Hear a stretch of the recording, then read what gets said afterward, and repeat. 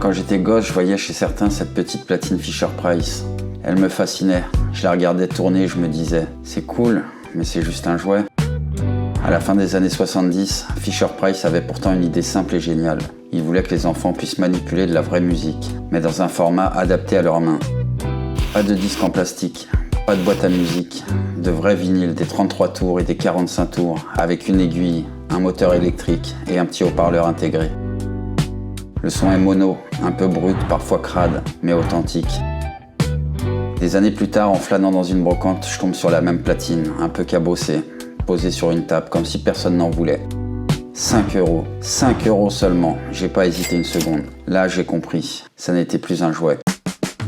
Elle fonctionne au secteur, mais surtout à pile. Et pour nous, les diggers, c'est parfait. Pas besoin de prise, pas besoin de branchement compliqué. Tu poses ton disque, tu baisses le bras et tu écoutes direct. Brut, suffisant pour savoir si le vinyle est vivant, si le groove tient. Depuis ce jour, elle m'accompagne partout. Brocante, vide-grenier, convention. Partout où je fouille, je peux tester les disques sur place. Des maxi oubliés, des pressages improbables, des albums inconnus. Tout passe par elle. Elle te dit juste « c'est bon » ou « c'est mort ». Et c'est là que la magie opère.